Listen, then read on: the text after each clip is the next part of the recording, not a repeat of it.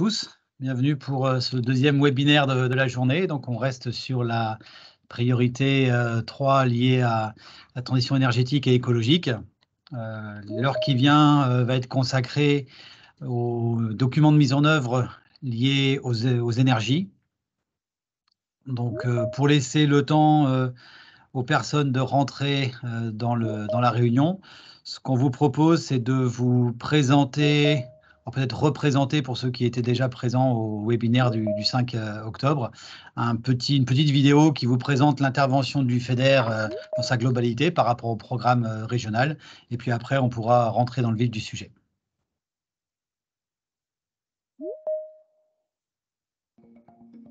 Tous les 7 ans, l'Union européenne adapte sa stratégie pour répondre aux enjeux des territoires et des populations afin de contribuer à une vie meilleure pour les citoyens européens.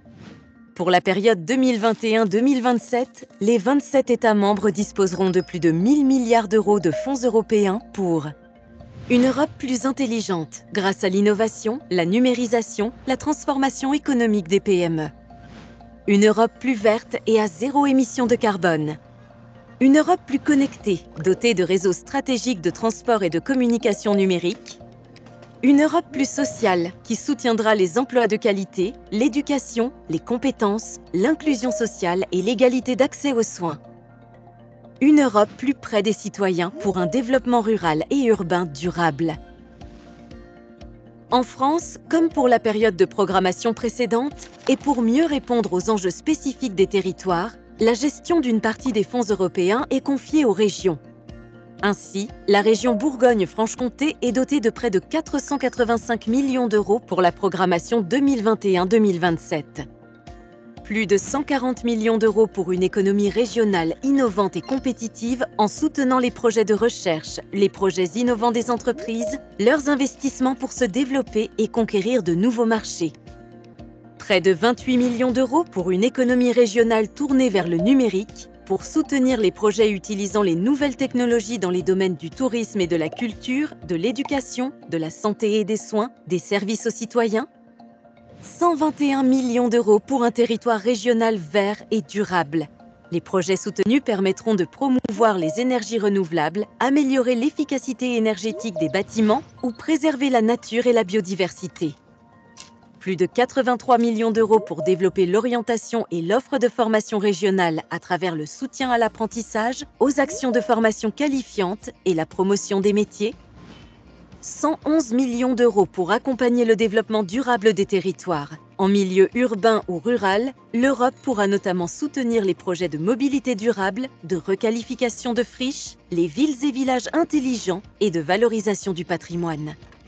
Dans le massif du Jura, l'Union européenne accompagnera des projets permettant de développer le tourisme 4 saisons. Vous désirez en savoir plus? Rendez-vous sur notre site www.europe-bfc.eu.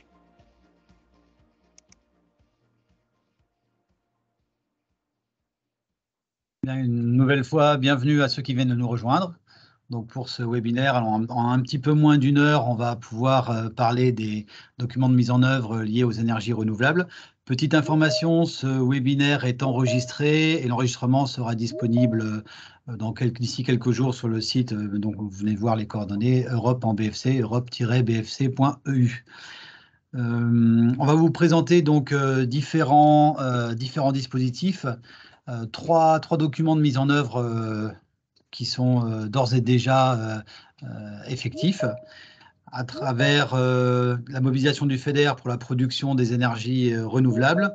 On parlera également d'accompagnement de l'animation. Et là, ce que vous voyez à l'écran concernant l'hydrogène, c'est une fiche action qui n'est pas encore totalement rédigée et qui sera opérationnelle dans un second temps. Donc, ce que je vous propose, c'est qu'on commence tout de suite par la partie d'un appel à projet pour financer les chaufferies bois avec réseau de chaleur. Je dis bien avec, donc ce ne sont pas des chaufferies dédiées. Juste pour préciser, donc après chaque présentation, il y aura un temps de questions. On souhaite pouvoir répondre à toutes vos interrogations. On a également accompagné de nos collègues de la direction transition énergétique, donc direction sectorielle de la région. Donc, nos collègues Marie-Pierre Sirug, Isabelle Pinet et André Laurent, que vous connaissez certainement, qui pourront éventuellement, s'il y a des questions un petit peu trop techniques, répondre autant que d'autres besoins. Type d'action, donc chaufferie bois avec réseau, c'est un appel à projet. On distingue deux types de projets selon l'envergure, soit pour des petites chaufferies, soit pour des chaufferies plus importantes avec une sortie en puissance brute, en sortie chaudière jusqu'à 20 000 MW par an. Les dates d'appel à projet, vous les voyez à l'écran, du 15 octobre, donc ouvert d'ores et déjà, jusqu'au 31 mai. L'idée est bien de reconduire annuellement cet appel à projet, peut-être en anticipant un petit peu l'ouverture dans l'année. Là, on a été obligé de faire partir au 15 octobre, compte tenu de l'adoption à l'été du programme par la Commission européenne. Le cahier des charges, j'espère que vous avez pu, pour la plupart, regarder sur le site Europe en BFC. Le cahier des charges, cet appel à projet est en ligne depuis vendredi après-midi. Vous y trouvez des précisions quant aux critères de sélection. Vous y trouvez également des précisions quant aux ressources en tant que telles de biomasse, que ce soit les plaquettes forestières assimilées, connexes, sous-produits bruts de l'industrie, transformation du bois. Des granulés uniquement s'ils alimentent une chaudière en appoint ou en appoint secours. Et le cahier des charges précise notamment que les chaudières bois-bûches, les chaudières uniquement à granulés sont-elles inéligibles. Critères de sélection, donc là vous en avez 4. On parle du prix de vente de la chaleur, du contenu CO2. Sachez que concernant le contenu CO2 des combustibles, une annexe qui vous permet de le calculer est fournie, je suis redondant, en annexe du document de l'appel à projet qui est sur le site Europe en BFC. Une notation, puisqu'on parle d'appel à projet, il y a une sélection, une notation et une hiérarchisation des projets. Une note qui est attribuée par le comité de sélection et qui vient déterminer, qui conditionne le montant d'aide publique qui sera alloué, reconnu au projet. En fin de compte, c'est une question de proratisation. Il y a 4 critères. Donc, si votre projet obtient 40 points sur 40, eh bien, il pourra prétendre au maximum d'aide publique prévue par l'appel à projet, à savoir 80%. Donc, FEDER et région ou FEDER et ADEME, généralement, c'est le montage, avec d'autres éventuels cofinanceurs. Mais une note moindre qui serait donnée au projet, eh bien, viendrait proratiser cette aide, c'est-à-dire que si, par exemple, un projet obtenait 35 points sur 40, eh bien, on appliquerait une règle de 3 et dès lors, le taux d'aide publique ne pourrait être que de 70% et un autofinancement pour 30%. Je vois déjà dans le chat des questions. N'hésitez pas, n'hésitez pas à les poser de vive voix. On vous ouvrira vos micros parce que le chat n'est pas enregistré alors qu'il y aura une plage possible pour poser les questions par la suite. Les bénéficiaires, les collectivités et le monde dans l'entreprise avec une taille PME maximale. Ce n'est pas possible, cet appel à projet n'est pas ouvert pour les grandes entreprises. La dépense éligible, on va parler d'assiette éligible.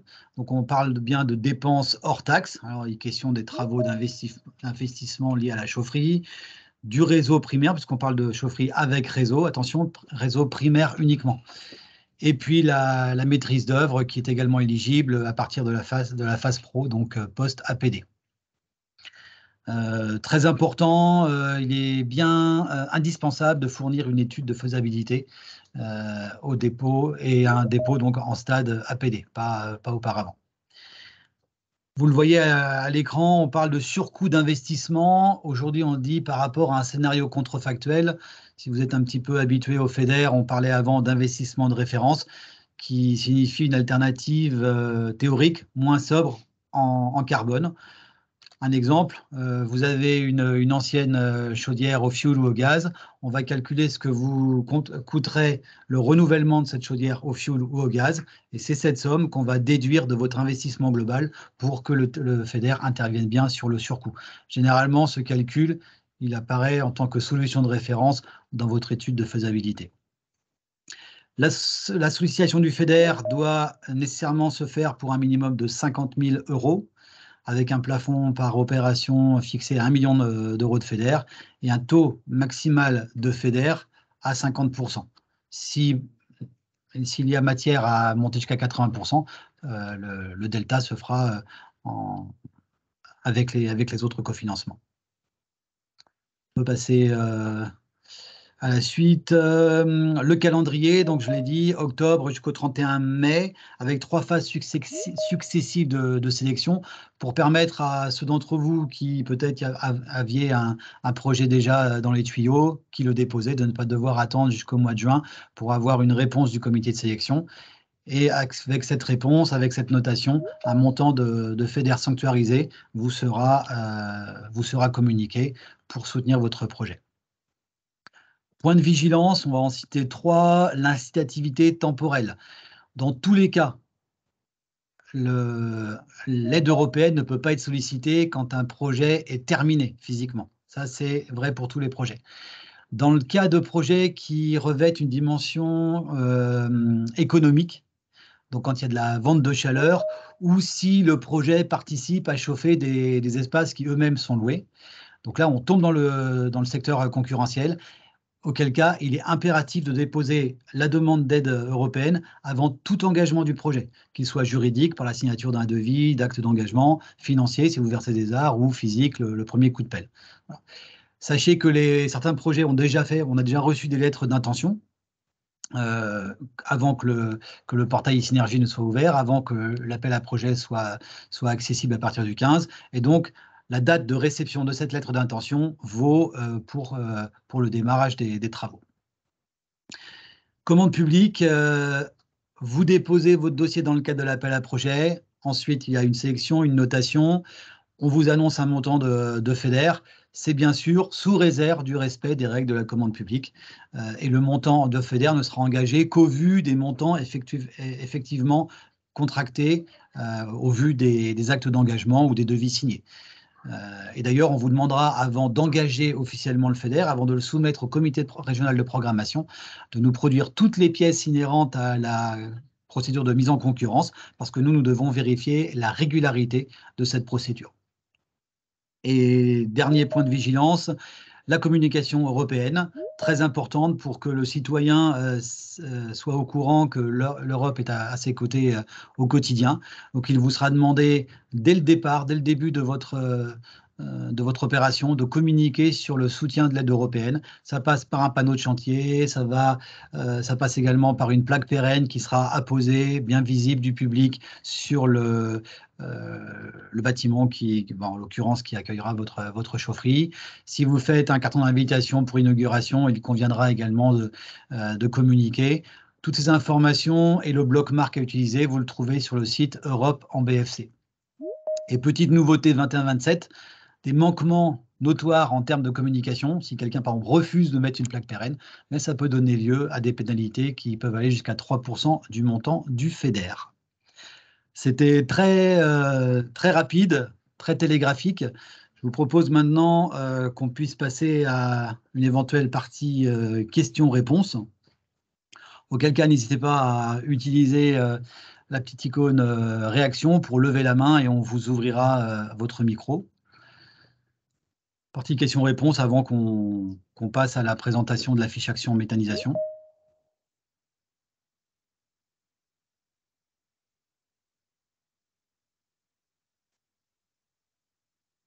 Et sauf si mes yeux jouent. Ah, voilà. Madame Sibylle. Alors, attendez.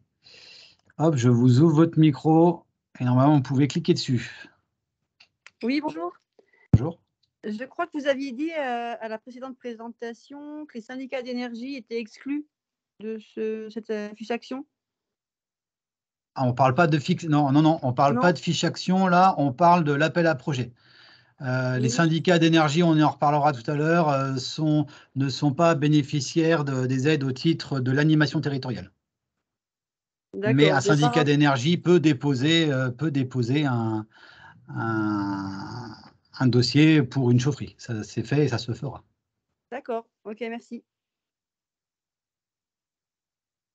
Michel, je t'ouvre ton micro.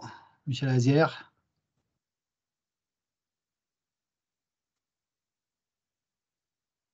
Il faut que tu cliques pour l'ouvrir. Je t'ai donné l'autorisation de l'ouvrir, mais...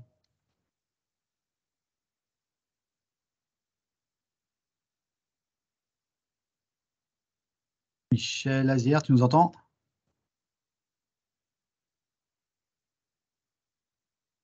Si ça ne marche pas, il faudra peut-être, Michel, poser la question dans le chat, et puis si quelqu'un veut bien lire. Il y avait André Laurent, collègue de la transition énergétique. Normalement, Laurent, André, tu dois pouvoir ouvrir ton micro tout seul, je pense.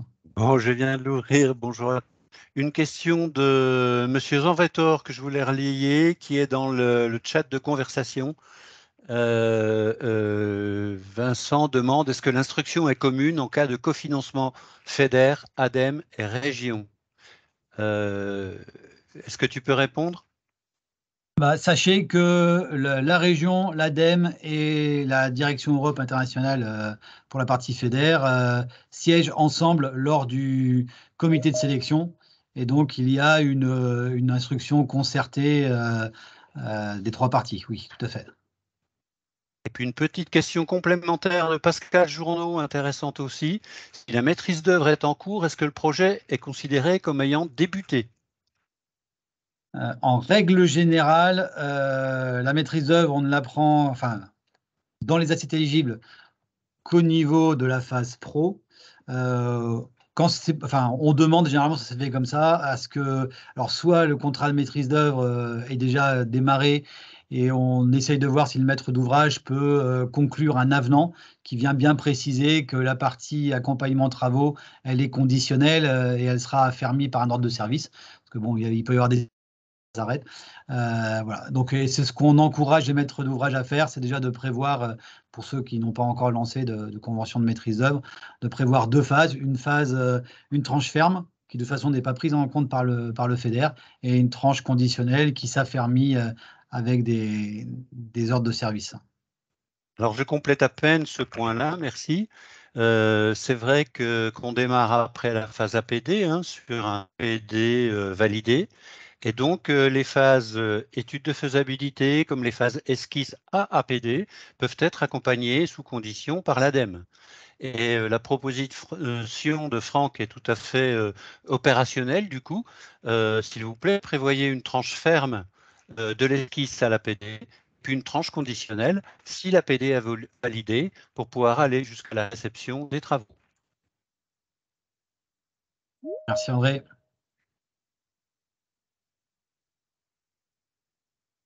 Je ne vois pas d'autres mains. Ce que je vous propose, c'est qu'on passe aux questions de méthanisation, sur la méthanisation, enfin sur la fiche action. Et puis, si vous avez d'autres questions, n'hésitez pas à revenir d'ici la fin du webinaire. Donc, est-ce que tu m'entends, Franck? Oui, vas-y Marie-Pierre. Il y a eu une question que Alexandre n'a pas posée. Alexandre, je reprends, qui vient de tomber là dans le chat par rapport au calcul de l'assiette éligible.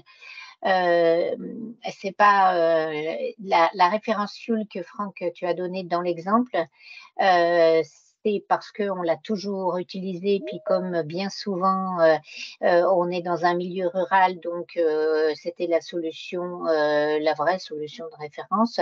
Aujourd'hui, par rapport à la remarque, ben non, la solution de référence, ce sera autre chose. C'est-à-dire, on est bien d'accord qu'il n'y a plus de fuel et que, mais si, en fait, le sujet de la solution de référence du scénario contrefactuel, c'est bien de dire, d'alerter, parce que c'est à l'issue d'une étude, qu'est-ce qu'il serait faisable et combien ça coûterait si on ne passait pas sur cette solution vertueuse. L'objectif, c'est d'en définir les coûts supplémentaires.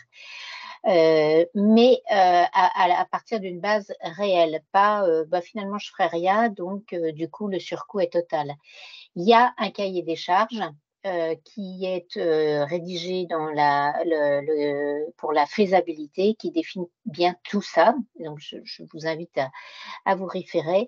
Donc, la solution de référence pour d'autres questions qui n'auraient pas été posées, c'est si c'est une solution, oui, par eau chaude, déjà pour répondre à d'autres questions. Et puis là, en l'occurrence, on n'est plus sur du fuel. Je suis d'accord. La question, c'est en monde rural, qu'est-ce qu'il aurait été fait? Et c'est de ça dont on parle. Voilà, j'espère avoir répondu à la question d'Alexandre. Merci Marie-Pierre. On parle bien d'une solution théorique, hein, c'est ce que disait Marie-Pierre, c'est pas, même si dans l'absolu vous ne faites pas ça, vous ne feriez rien, on calcule quand même une solution théorique pour arriver à la même production de chaleur. Je vous propose, parce que le temps file, l'unité de méthanisation. Donc là, on n'est pas sur un appel à projet, on est sur une fiche action. Donc qui dit fiche action dit dépôt au fil de l'eau, avec obligation de produire une étude de faisabilité qui soit antérieure, qui elle-même, comme l'a dit André tout à l'heure, peut être subventionnée par l'ADEME. Important aussi d'avoir déposé ou de déposer une demande conjointe auprès de la région ou de l'ADEME. Et donc je passe assez rapidement les critères, plutôt pour vous donner de l'espace pour des questions, d'autant plus que bon, tous ces documents, toutes ces informations, vous pouvez les retrouver sur le site Europe en BFC si ce n'est déjà fait. Et puis pour la cogénération, on attend une valorisation minimale de la chaleur à plus de 50%, avec également une précision par rapport à la nature des intrants. Les bénéficiaires. Les bénéficiaires, alors nous sommes sur alors ça peut être des collectivités, ça peut être des entreprises, toujours taille maximale, PME. Et important, sachez que si le projet est développé par des porteurs du secteur agricole, alors le FEDER ne pourra financer que ceux qui se seront regroupés en société commerciale, type SARL, SAS. Des projets qui seraient portés par des structures agricoles, genre un GAEC, eux seront éligibles au FEADER. Ça, c'est important. C'est la ligne de partage qui existe aujourd'hui sur les unités de méthanisation. Dépenses éligibles, on parle toujours d'un surcoût d'investissement. Donc là, c'est pareil, on est toujours sur un calcul théorique d'une alternative moins sobre. Et donc, vous avez là le delta se calcule par rapport à la production, et on calcule la production d'énergie à raison de 1 000 € par kilowatt électrique pour la cogénération et 4 000 € du normomètre cube par heure en injection. Voilà. Tout est expliqué dans le cahier des charges que vous trouvez dans cette fiche action. Un seuil de FEDER à 100 000 € avec un taux max d'aide du FEDER, 50% de l'assiette éligible. Ensuite, donc concernant le calendrier, c'est au fil de l'eau, donc c'est ouvert. La fiche action était en ligne depuis le 12. On vous demande un dépôt dématérialisé uniquement via le portail e-Synergie. Vous trouvez également le lien d'accès ainsi que toute la liste des pièces à fournir, et également un tuto pour créer un profil et bien déposer votre dossier sur le site Europe en BFC. Point de vigilance, alors un point de vigilance lié à cette fiche action, le temps de retour qui doit être conforme au règlement d'intervention de la région.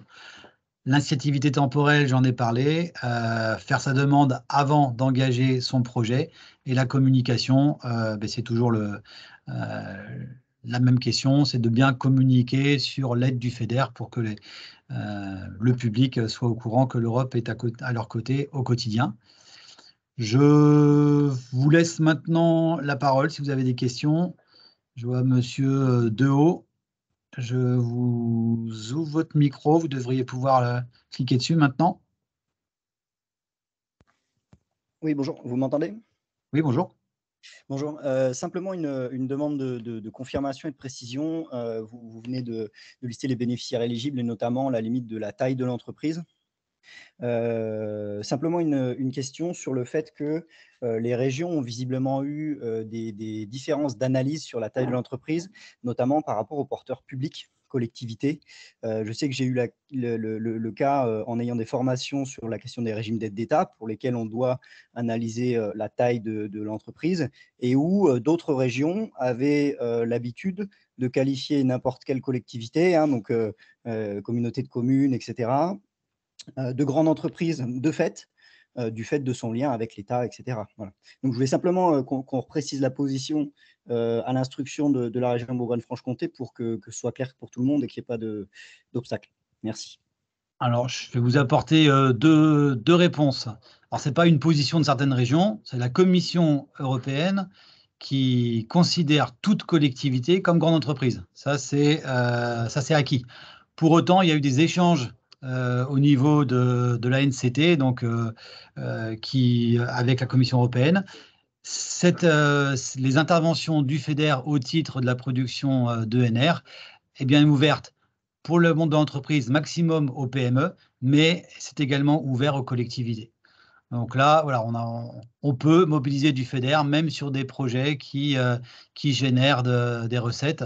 Dans ce cadre-là, après, le plafond d'aide va être le même que celui qui serait mis pour les entreprises.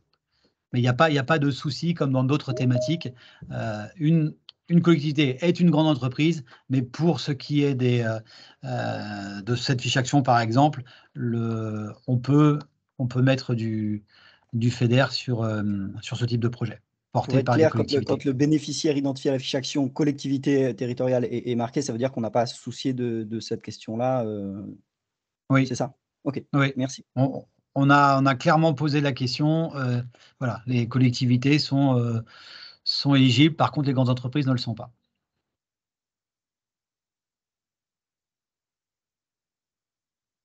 Y a-t-il d'autres questions? J'ai la Oui, liste il y en des... a dans le chat. Quelques questions Je vais essayer. Ah bah, vas-y, Marie-Pierre. Je sais pas si. Ah, pardon, André. Ben, bon, je reprends.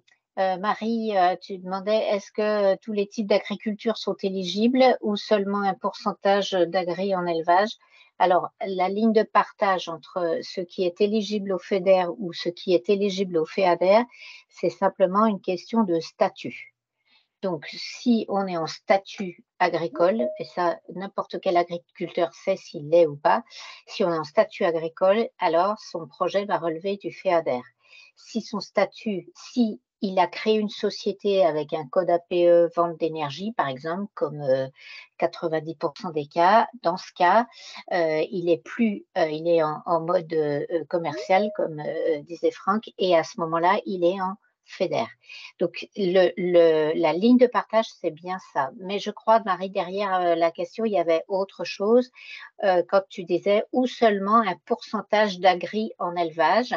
Et là, ça reprend les conditions d'éligibilité par rapport aux matières intrantes. Qui sont communes à tous les financeurs, c'est-à-dire à l'ADEME, à la région et au fonds européen, qu'ils soient FEDER ou FEADER, c'est-à-dire c'est les matières qui, elles, fixent le seuil d'éligibilité ou pas. Et en l'occurrence, les questions, elles se posent souvent sur,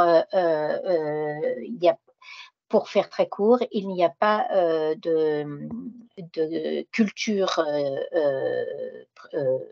dédiée pour ça.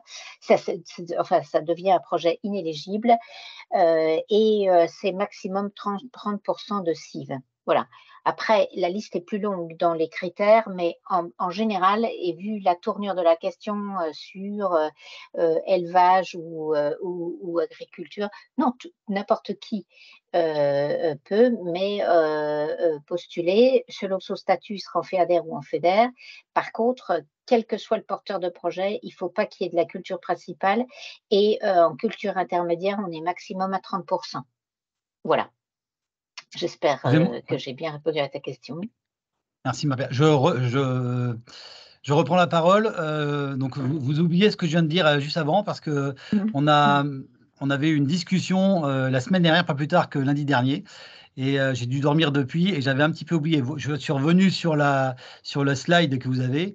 Alors, initialement, dans les documents qu'on avait le premier jet d'écriture, on avait bien les collectivités en tant que telles. Et heureusement, ma collègue m'a dit, mais non, la semaine dernière, on a bien rebouclé. Donc, il faut que ce soit, là, vous le voyez, il y a des opérateurs donc de droit privé, de collectivités, genre par exemple SPL. Mais par contre, les collectivités en tant que telles ne peuvent pas être éligibles. C'est pas tant parce qu'elles sont grandes entreprises, c'est parce que ce qui est vrai pour les chaufferies-bois, on a mis en place un appel à projet qui permet de déplafonner l'aide. Mais là, on se retrouverait dans le cas d'un autofinancement public qui viendrait monter l'aide publique à 100%, et on ne peut pas dans le cadre de la production d'énergie. Donc, ce que je vous ai dit, c'est faux. Toutes les collectivités ne peuvent pas porter de projet méthanisation. Par contre, à travers des opérateurs, mais des opérateurs de droit privé, là, c'est possible. Désolé, heureusement qu'il y en a qui suivent, parce que sinon, je vous aurais dit des bêtises. Mais quoi qu'il arrive, une collectivité, elle ne pourra pas se mettre à produire sans avoir fait au moins... enfin, elle ne peut pas prendre ça dans son budget général, donc elle aura forcément fait quelque chose à part. On n'a pas eu d'exemple encore, mais ça me paraît impossible de ne pas isoler ça de son budget. Parce que c'est une entreprise en tant que telle. Je lis une question sur le gaz porté. Donc, l'indicateur qui est sur la méthanisation, c'est qui permet d'accrémenter tout ça, c'est l'installation d'unités nouvelles. Donc, en l'occurrence, si on a créé 3 méthaniseurs qui produisent de l'énergie, ces 3 méthaniseurs sont éligibles. Si ensuite elles s'organisent pour faire un gaz porté et l'emmener sur un point d'injection, tant mieux. Je pense que c'est une vraie solution. Ça ne veut pas dire que c'est facile, mais tant mieux. Et dans ce cas, on pourra, de mon point de vue, les 3 méthaniseurs qui sont nouveaux et qui sont là pour créer, pour fabriquer, pour mettre une production, quel que soit le système, on va dire, d'évacuation, elles sont là, elles ont pour incrémenter cet indicateur, donc il n'y a pas de raison qu'elles ne soient pas éligibles. Merci Marie-Pierre. Je ne sais pas s'il y a eu d'autres questions sur la méta que j'aurais... Moi, j'ai une question. Alors, attendez, ça date de quand ça? Un projet peut-il être financé par le FEDER? Voilà, on est chaufferie bois et efficacité énergétique ou bonification ENR si le projet est accepté par efficacité énergétique. Je veux bien t'aider à répondre, Franck. Oui. J'attends qu'on ait fini l'état pour reposer cette question de Brice. Fiche appel à projet ne concerne que les chaufferies bois avec réseau de chaleur. Et la question est posée parce que par le passé, on instruisait au fil de l'eau des chaufferies dédiées, mais là, il ne s'agit pas du tout de chaufferies dédiées. Les chaufferies dédiées ne sont pas éligibles à l'appel à projet FEDER. Et je pense que ça répond à la question. En complément, c'est parfaitement possible que dans une commune, il y ait plusieurs bâtiments à chauffer avec un projet de chaufferie bois et que le réseau alimente tous ces projets, donc tous ces bâtiments, donc public, privé, voilà. Et donc, il devient éligible à l'appel à projet et c'est possible que dans ces différents bâtiments qui seront raccordés, il y ait un projet qui a été suivi en efficacité énergétique et qui ait bénéficié de subventions Ephilogie, et en tout cas soit entré dans le système. C'est parfaitement possible. La seule chose qu'on demande, c'est qu'au moment où le projet qui a été déposé à Ephilogie signifie bien qu'il n'y a pas de système de chaleur de prévu parce qu'il y aura un raccordement. Ça a déjà été fait, donc c'est parfaitement possible. Là, j'espère qu'on a fait à Marc-Antoine tout ce qu'il faut pour le tour pour la réponse. Merci Marie-Pierre. Je vous propose, vu qu'il est 35, de passer à la partie animation.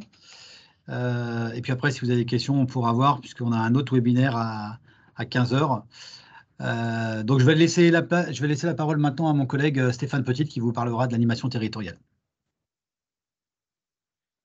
Bonjour à tous, donc Stéphane Petit, chargé de gestion sur le FEDER. Je vais vous présenter l'animation. C'est une mesure qui est sous forme de fiche action, qui se détaille en 2 points. Le premier point, c'est le soutien à l'animation territoriale, au pilotage et au suivi des travaux, donc aider les collectivités à développer les opportunités de mise en place et d'utilisation de NR. Et le deuxième point, c'est l'observation régionale énergie-climat-air en Bourgogne-Franche-Comté, donc notamment pour le bois et la méthanisation. Donc c'est aussi du temps humain ici qui valorise la collecte, le traitement et la diffusion d'informations liées à la production, à la consommation d'énergie et à l'émission de gaz à effet de serre. Donc pour être éligible, le projet doit être une aide à la décision pour recourir aux ENR et au montage des dossiers subventions. Il faut qu'il y ait un effet levier sur les investissements éligibles au FEDER, donc toujours pour notamment la chaufferie bois et la méthanisation. Et il faut qu'il y ait une portée départementale ou à l'échelle d'un parc, par exemple. Donc les bénéficiaires éligibles à cette fiche action, ce sont toutes les personnes morales de droit public hors commune, EPCI et syndicats d'énergie, et les personnes morales de droit privé avec les associations dédiées. Les dépenses éligibles, ce sont les salaires chargés qui seront plafonnés à 100 000 € par ETP et par an. Et on ajoutera un poste de dépenses de coûts indirects qui représentera 40 % des frais de personnel éligibles. Le FEDER interviendra pour un taux maximum de 50 % avec un seuil d'aide de 30 000 € par dossier. Il y aura une possibilité de déposer des dossiers pluriannuels pour atteindre le seuil. Donc, vu que c'est une fiche action, le dépôt et l'instruction se fera au fil de l'eau pendant toute la programmation. Pour finir sur l'animation, voici quelques points de vigilance. Donc, notamment sur les livrables, il sera attendu un rapport d'activité détaillé qui valorise entre autres l'émergence des projets d'investissement éligibles au FEDER. Comme ça vous l'a été rappelé aussi dans d'autres fiches actions et appels à projets, la communication est très importante à respecter. Et je vais ajouter un dernier point qu'on ne voit pas à l'écran, c'est que l'action du chargé de mission doit être ouverte à tous et surtout sans facturation. Donc, c'est une présentation un peu rapide aussi. Si vous avez des questions, n'hésitez pas à lever la main, on y répond. Merci Stéphane. Anne Savignon, Anne, je t'ouvre ton micro. Normalement, tu devrais pouvoir l'ouvrir. Merci, bonjour à tous. La question, Stéphane, du calcul des heures de référence, c'est toujours la même chose, ça n'a pas changé avec le décalage entre les heures moyennes perçues au niveau de l'Union européenne et la France, on est toujours sur le même mode de calcul. Premièrement. Deuxièmement, j'avais posé une question que Marie-Pierre a fait remonter par rapport aux ENR en général. Donc tout ce qui est agricole, c'est FEADER, et ce qui n'est pas agricole, si on fait la ligne de partage, c'est FEDER. Est-ce qu'on peut dire ça? Parce que dans le passé, FEADER, c'était aussi rural et c'est pas très clair, quoi. Il y avait aussi les petites collectivités, les associations, etc. Donc voilà, et à partir de quand on peut déposer un dossier puisque c'est au fil de l'eau? Merci. Je vais répondre tout de suite pour la méta. Oui, la méta FEADER, ce n'est que pour les agriculteurs qui ont ce statut-là. Et pour le reste, les petites communes rurales, comme tu dis, elles sont toutes prises au niveau du FEDER et de l'appel à projet qui a pu être présenté pour le bois. Et après, les petites communes rurales qui font de la méta, ben, pour le moment, il n'y en a pas trop. Ça redevient plus, comme on a ouvert le débat sur au moins une création de statut parce qu'elle devient vendeur d'énergie. Et voilà, c'est ça que je voulais ajouter, c'est qu'une commune, elle ne peut pas, sans bricoler ses statuts, revendre de l'énergie. Donc voilà pourquoi elle sera forcément mise à part. Mais là, cette fois-là, j'espère que c'est clair pour toi. Le FEADER ne concerne que la méta pour les agriculteurs qui ne sont pas sortis du statut d'agriculteur. Tout le reste, ça sera du FEDER ou de la région au fil de l'eau si ça ne répond pas aux critères de l'appel à projet. Tu avais d'autres questions sur l'appel à projet, je peux me permettre de répondre en même temps. Ben oui, je crois que c'est ouvert. Maintenant, tu peux déposer les dossiers. Et puis après, il y avait une troisième question où je vais laisser mon collègue répondre sur les calculs d'heures pour l'animation. Oui, donc je pense que vous pensez aux 1720 heures comme on avait pu utiliser au début de la précédente programmation, mais on utilisera le calcul sur des heures réellement travaillées dans la structure en fait pour le calcul de l'assiette éligible. Donc on se basera sur la fiche de poste. Sur le bulletin de salaire. En fin de compte, la projection se fait sur le dernier bulletin de salaire avec une projection sur 12 mois ou plus si c'est du pluriannuel.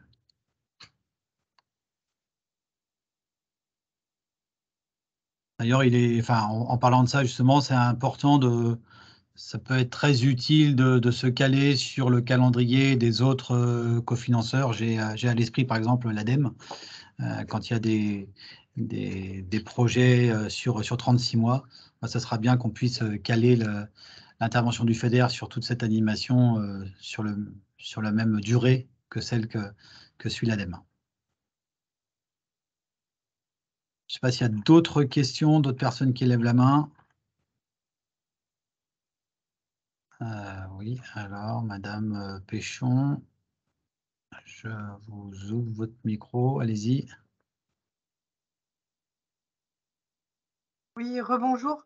Du coup, je me fais le relais en fait de plusieurs questions sur le chat parce qu'on est plusieurs à avoir posé la question sur, au final, pour des porteurs de projets publics, lesquels sont éligibles parce qu'il faut être commune, mais pas les EPCI. Donc du coup, il reste quoi? La région, les départements, les parcs, PETR, pays. Voilà, il y a beaucoup de questions dans ce sens-là sur le chat. Ouais, Je vous remercie. écoutez, oui, on a mis une échelle territoriale, donc départementale. Les départements peuvent porter ce type d'animation et également à l'échelle de parc quand c'est vraiment spécialisé, une spécificité comme par exemple le PNRM. Et pour les PETR ou pays qui du coup auraient aussi des chargés de mission sur le développement d'énergies renouvelables dans le cadre de plan climat par exemple?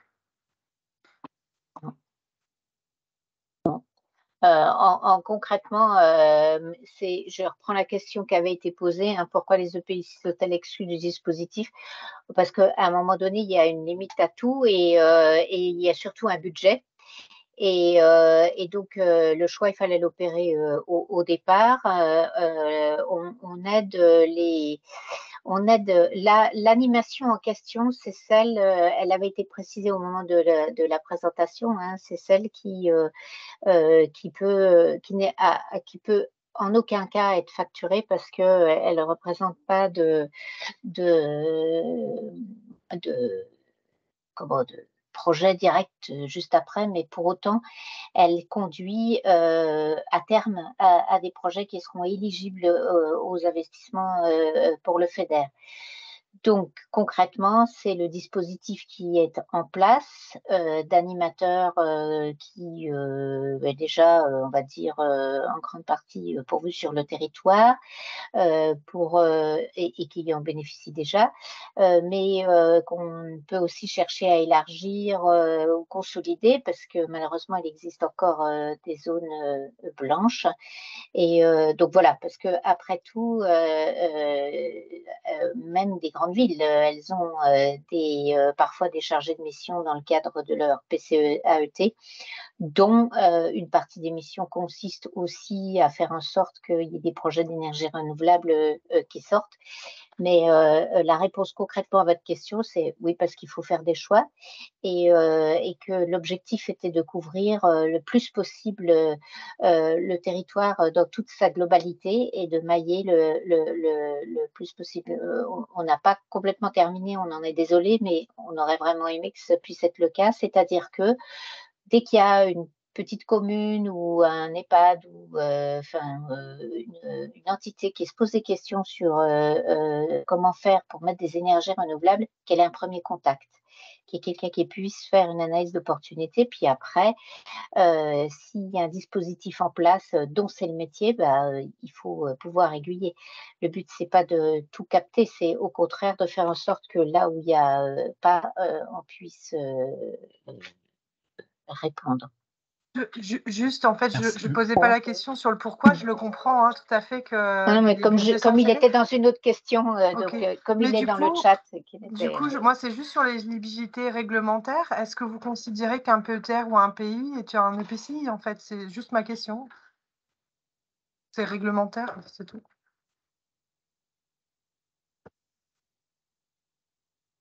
En fait, je ne sais pas si tu veux répondre, Franck, ou je ne veux pas tout le temps monopoliser. Non, vas-y, vas-y. En fait, comme on est parti délibérément sur des couvertures départementales parce que au départ, on a cherché et on a eu cette chance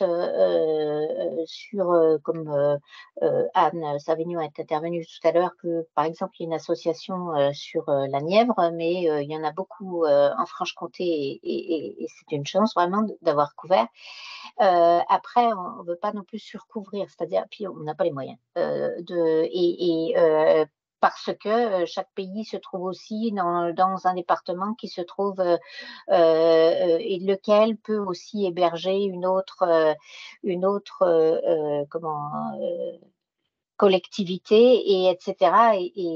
L'idée, c'est que le territoire soit couvert en une fois, ou peut-être même pour 2 personnes si l'activité est très grande, mais pas d'essaimer au sein de divers EPCI qui, en plus, pourraient se superposer et puis éviter les incompréhensions, pourquoi à ce niveau-là et puis à celui-là ou à celui-là. Le département, notre chance, c'est que ça couvre beaucoup en une fois et voilà pourquoi le choix a été conduit comme ça. Merci Marie-Pierre. On a un peu plus de 5 minutes avant de terminer. Il y avait Madame David qui levait la main. Oui, alors je revenais un peu sur ces questions-là, mais donc pour faire très simple, Madame Sirug, en réalité, c'est un dispositif qui est ouvert à minima à l'échelle départementale, si j'ai bien compris. Et donc ma deuxième question, elle va peut-être tomber un peu à l'eau parce que je me sens beaucoup moins concernée d'un coup, mais c'était dans un objectif d'animation auprès des collectivités, des entreprises et des particuliers, ou simplement sur des cibles collectivités-entreprises? Hors particulier. Ok. Merci. On avait encore 2 mains. Madame Civette, vous devriez pouvoir allumer votre micro.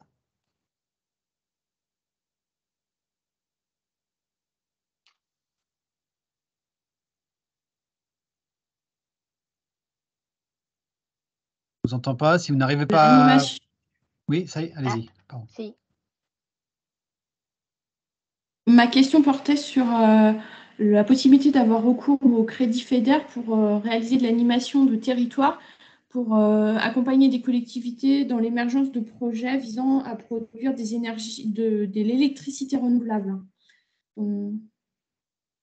La réponse vous a été donnée tout à l'heure en entrefilet par notre collègue Stéphane Petit, qui a dit que l'animation était dédiée aux actions territoriales qui pouvaient générer des investissements eux-mêmes éligibles au FEDER. Et le FEDER ne prévoit pas, n'a pas la possibilité d'accompagner en investissement des productions d'énergie renouvelable, puisque, en règle générale, il y a vente sur le réseau national. Et merci. Madame Nico. Oui, bonjour, Marion Nico, communauté de communes Herbopolis-Salins, cœur du Jura. Je reviens juste sur les bénéficiaires de l'animation, juste pour savoir, vous l'avez dit très brièvement, mais concernant les territoires qui ont comme mission obligatoire le PCAET, ça ne fait donc malgré tout pas partie des bénéficiaires.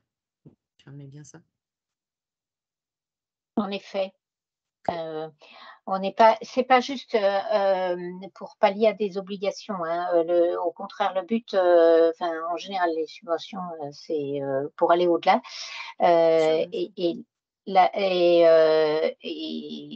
non, parce que sinon, des PCAET, il y en a dans toutes les. Normalement, le territoire devrait être couvert. Par contre,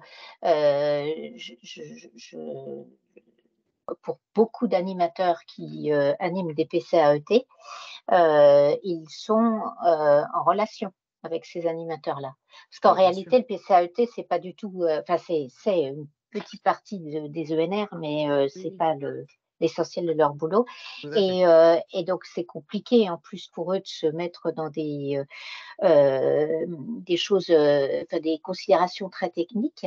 Et les animateurs en question sont des vrais techniciens. Hein. Ils sont capables de faire des analyses d'opportunité, de conduire aux faisabilités, de lire les documents, d'avoir vu des suites chantiers. Donc, on n'est pas tout à fait dans le même métier que l'animateur PCAET.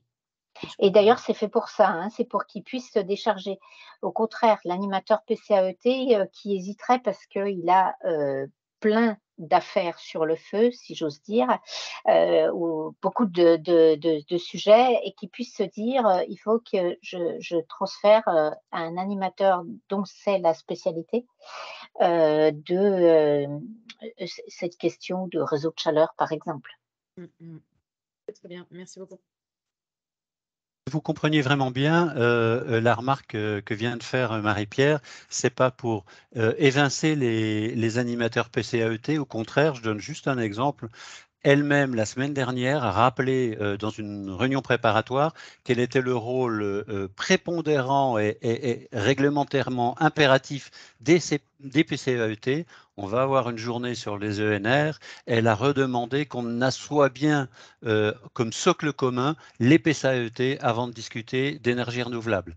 Donc on comprend ce rôle primordial. Mais c'est plus d'une complémentarité dont on parle et qu'on recherche qu'une opposition éventuelle de principe. Merci André, merci Marie-Pierre. Il est 53, on n'a plus que 2 minutes pour clore. Je ne vois pas de main levée. Sachez que de toute façon, si vous avez des questions, ben, ma collègue Amandine va tout de suite vous donner les contacts. Allez, une dernière, mais il faut faire vite. Monsieur Valard, s'il vous plaît. Attendez, il faut que je vous trouve. Vous devriez pouvoir ouvrir votre micro.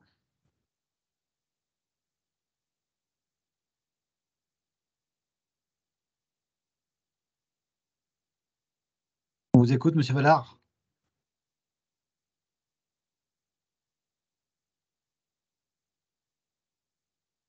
Vous devez pouvoir cliquer sur votre micro, il a été activé. Oui, voilà. C'est bon cette fois? Oui, c'est bon, Oui. allez-y. Oui, merci. Oui, je disais simplement qu'il y a le programme Les Générateurs qui vise à accompagner les collectivités locales dans le développement de leurs projets éoliens et photovoltaïques. Donc, c'est un dispositif à ne pas oublier si vous avez des projets en émergence, début du développement dans vos territoires.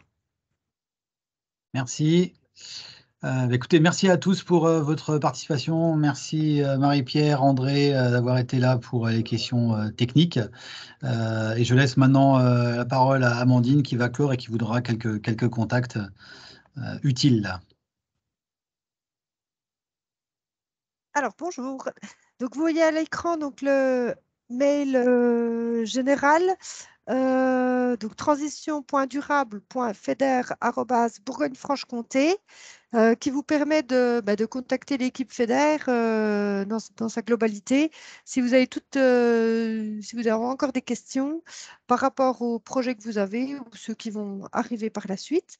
Donc, vous pouvez retrouver les appels à projets, les fiches actions sur le site europe-bfc.eu. Les vidéos des webinaires de la semaine passée et d'aujourd'hui seront en ligne prochainement. Et puis, si vous avez des questions de manière plus générale, il y a aussi un mail qui est monprojeteuropéen@bourgogne-franche-comté.fr si vous avez des questions sur d'autres thématiques ou de manière plus générale. Voilà. Et puis, on vous laisse vous connecter donc au webinaire suivant pour ceux qui sont inscrits. Et puis, on vous souhaite une bonne fin de journée. Au revoir à tous. Merci pour votre attention. Merci. Bonne fin de journée. Bonne journée. Au revoir. Au revoir. Merci beaucoup.